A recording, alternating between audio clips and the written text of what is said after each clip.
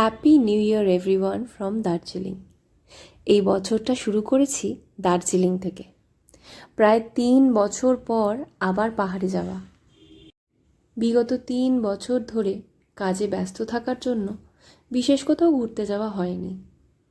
তাই এবার ছুটি পাওয়ার সঙ্গে সঙ্গে বাড়ির সবার সাথে ঠিক করে নিলাম আর কোথাও না, দার্জিলিং যাব।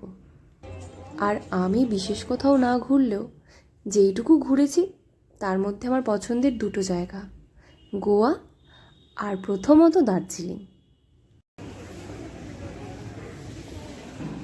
আমরা 27 তারিখ রওনা দিই কলকাতা থেকে ফ্লাইটে। 27 তারিখ শিলিগুড়ি পৌঁছাই আর 28 তারিখ সকাল সকাল দার্জিলিংয়ের জন্য রওনা দিই। 28 তারিখ 29, 30, 31 কাটিয়ে একেবারে 1 তারিখ আমরা আবার বাড়ি ফেরত আসি। কিন্তু এই 4-5টা দিন কী যে আনন্দে কাটালাম সেটা বলে প্রকাশ করা খুব মুশকিল। তাই ছোট ছোট কিছু ক্লিপিংস নিয়ে একটা ভিডিও বানিয়েছি, যাতে তোমাদের সবার সাথে আমি শেয়ার করতে পারি। আশা করি তোমাদের এই ভিডিওটা ভালো লাগবে।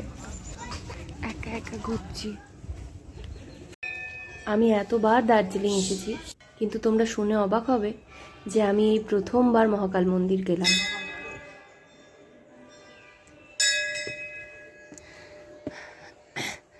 এখন আমি দার্জিলিংয়ে মহাকাল মন্দির দর্শন করলাম, তারপর গুফাটা দেখতে এসেছিলাম, কিন্তু জুতো পরে ফেলেছি বলে আর ঢুকতে পারলাম না ভেতরে।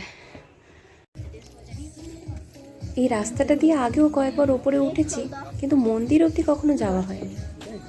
এইবার গিয়ে যে কি ভালো লাগলো বলে বোঝাতে পারবো না।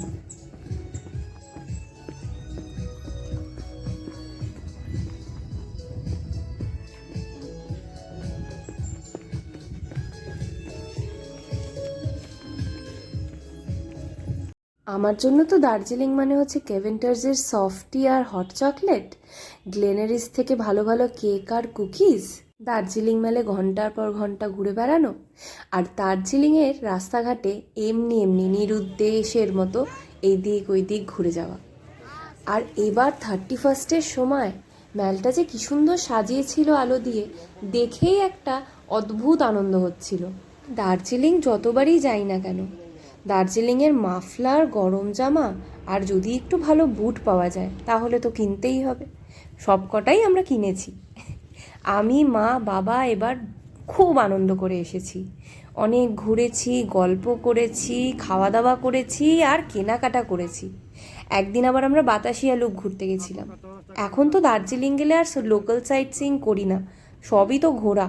এই নিয়ে যে কতবার গেলাম সেটার আর গুনতি আমরা রাখি না।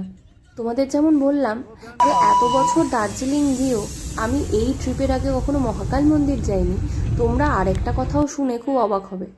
এত বছর ধরে দার্জিলিং যাচ্ছি, কিন্তু আজ অবধি আমি টয় ট্রেন চাপিনি।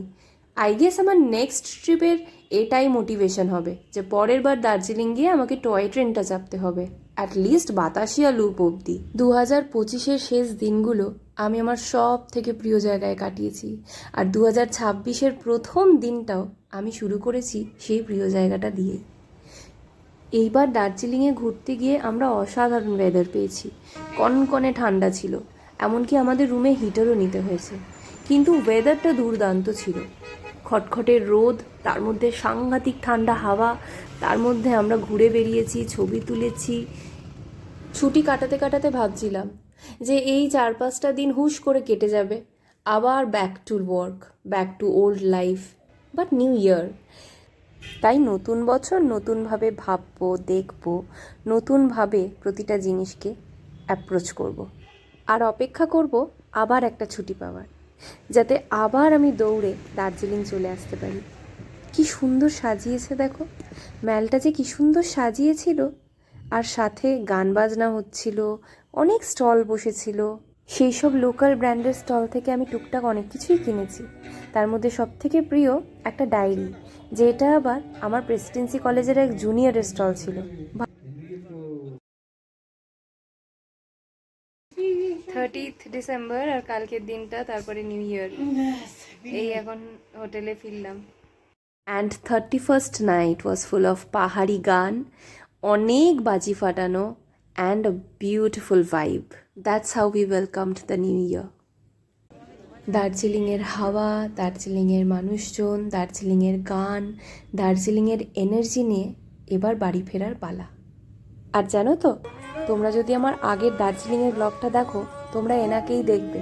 এনাকে আমি খুঁজেছি এবার গিয়েও।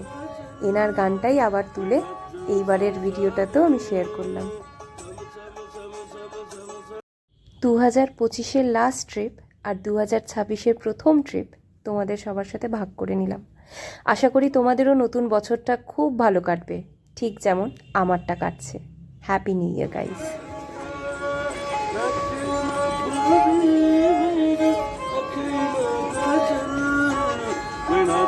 잠잠히